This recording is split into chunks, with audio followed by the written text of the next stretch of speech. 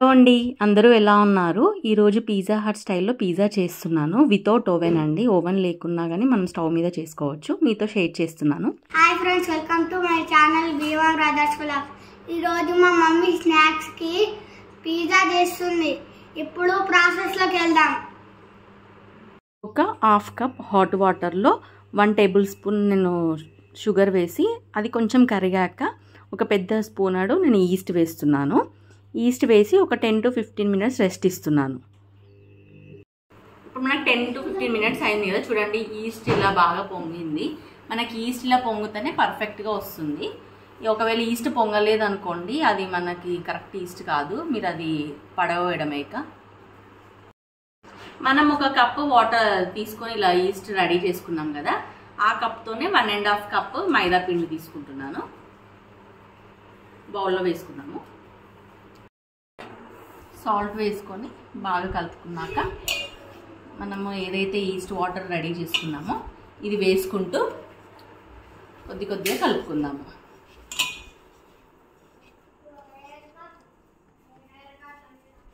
ఇలా కొంచెం వేసుకుంటూ కలుపుకుందాము.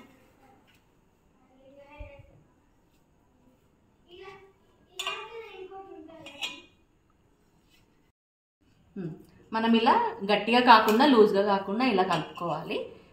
ఇలా కలుపుకున్నాక ఫైనల్గా కొంచెం ఆయిల్ అప్లై చేద్దాము. ఇలా ఆయిల్ అప్లై చేశాక ఒక 30 to 40 మినిట్స్ వరకు రెస్ట్ ఇద్దాము. తర్వాత ప్రాసెస్ చూద్దాం.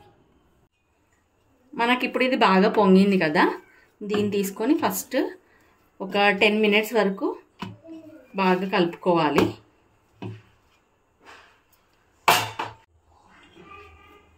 కొంచెం పౌడర్ పిండి వేసుకుందాం, మైదా పిండి.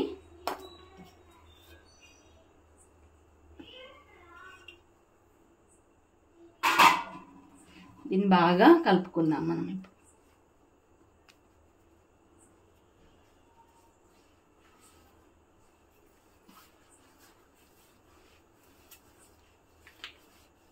ఇలా ఒక 10 to 5 మినిట్స్ మనం ఇలా చేసుకోవాలి. మనం డౌని ఎంత బాగా పిసుక్కుంటే మనకు అంత బాగా వస్తుంది, ఫ్లఫీగా. మనకి ఈజీగా మనకు 10 to 15 మినిట్స్ వరకైనా మనం ఇలా చేసుకోవాలి. మనం ఇలా చేసుకున్నాక ఒక 2 పార్ట్స్ లాగా నేను డివైడ్ చేసుకున్నాను. మీరు ఎన్ని పిజ్జాస్ చేద్దాం అనుకుంటే అన్ని ఈక్వల్ పార్ట్స్గా మీరు డివైడ్ చేసుకోండి. నాకు ఈ పిండికి 2 మాత్రమే అవుతున్నాయి. కొంచెం కింద పొడి పిండి చల్లేసుకొని దీన్ని కొంచెం రౌండ్గా చేసుకొని మనం చపాతీ ఎలా తాలుస్తామో అలానే కర్రతో తాల్చుకోవాలి.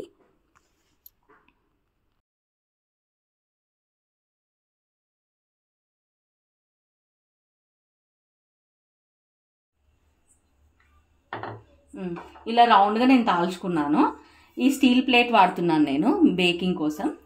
ఇది వచ్చేసి ఈ సైజులో ఉంది కదా, ఈ ప్లేట్ కంటే కొంచెం ఎక్కువ, 1/2 ఇంచ్ అయినా ఎక్కువగా మనం దాల్చుకోవాలి. ఇప్పుడు ఈ ఎడ్జెస్ ఉన్నాయి కదా, ఇది మనం ఇలా కొంచెం ఫోల్డింగ్ చేసుకుందాము. ఇలా ప్లెయిన్గా అయినా మనం తీసుకోవచ్చు. మనం ఇలా రౌండ్గా చేసుకున్నాక ఎడ్జెస్ ఇలా కొంచెం ప్రెస్ చేసుకోండి, మనం బేక్ చేసుకునేటప్పుడు ఇది విడిపోకుండా. ఈ ప్లేట్కి కొంచెం ఆయిల్ అప్లై చేద్దాము.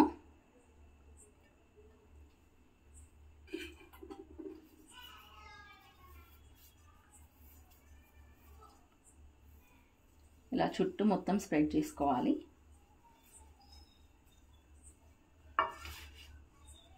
ఇప్పుడు ఈ బేస్ అనేది దీని మీద పెట్టేద్దాం.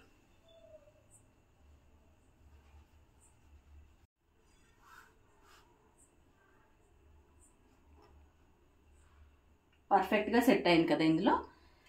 ఇప్పుడు కొంచెం ఫోక్తోని ఇలా చేసుకుందాము.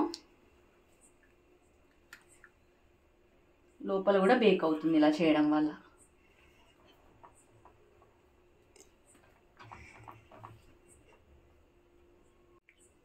పిజ్జా పాస్తా సాస్ వేస్తున్నాను నేను. ఇది మనకి ఎక్కడైనా సూపర్ మార్కెట్లో, జనరల్ స్టోర్స్లో కూడా అవైలబుల్గా ఉంటుంది. ఒక 2 స్పూన్స్ వేసి మొత్తం ఇలా మనము పిజ్జా పాస్తా సాస్ వేసి స్ప్రెడ్ చేసుకుందాము. ఒక 2 స్పూన్స్ తీసుకున్నాను నేను. ఇప్పుడు టమాటో సాస్ వేసుకుందాము, 1 స్పూన్.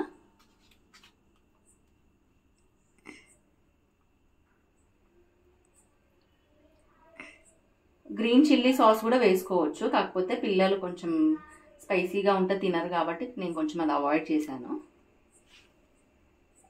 నెక్స్ట్ క్యాప్సికమ్ పెట్టుకుందాము.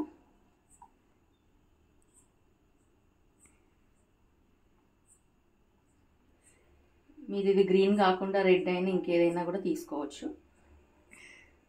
టమాటో ముక్కలు,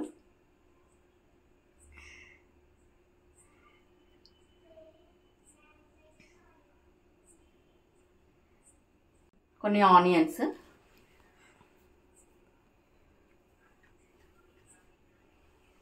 ఒకవేళ మీ దగ్గర స్వీట్ కార్న్ కూడా అవైలబుల్గా ఉంటే అది కూడా యాడ్ చేసుకోవచ్చు. మీకు ఇష్టమైన వెజ్జీస్ ఏదైనా పెట్టేసుకోవచ్చు.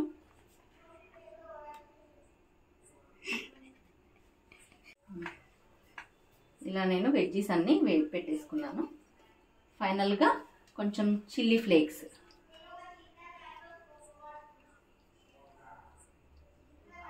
ఇది గ్రేటెడ్ చీజ్ అండి. ఈ చీజ్ ఫైనల్గా వేసేసుకున్నాము.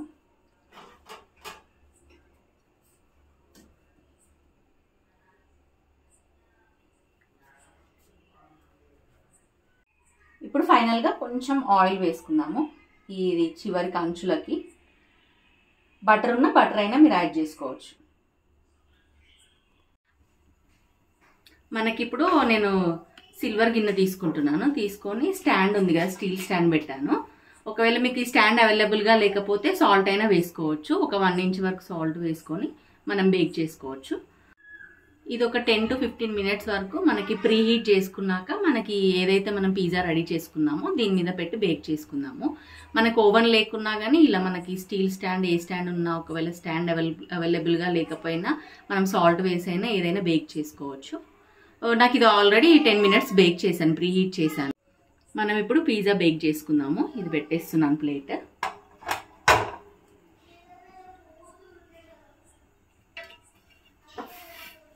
ఇప్పుడు మూత పెట్టేద్దాము. ఇందాక మనం ఈ ఎడ్జెస్ అన్ని కొంచెం రోల్ చేసుకున్నాం కదా, అలా రోల్ చేసుకోకుండా ఇంకొకటి నేను ఇలా చూపిస్తున్నాను. ఇంకొక టైప్ ఇది.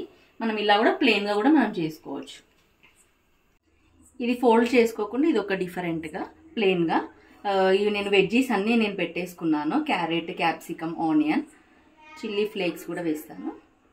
చీజ్, గ్రేటెడ్ చీజ్ ఇది వేసుకొని ఇది కూడా బేక్ చేశాక నేను చూపిస్తాను.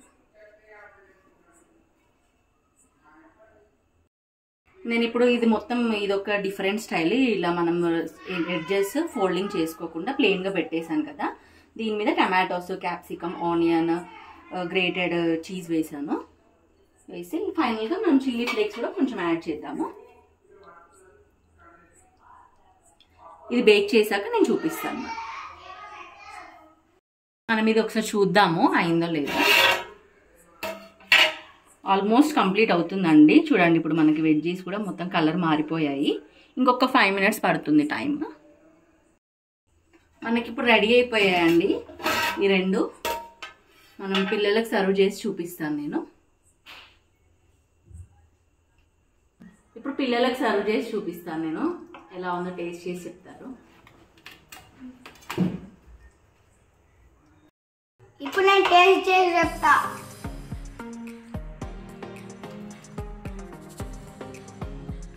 ఎట్లుంది అన్నీ? Super mummy. బాగుందా? మనకి బయట దొరికేది బాగుందా, ఇది బాగుందా?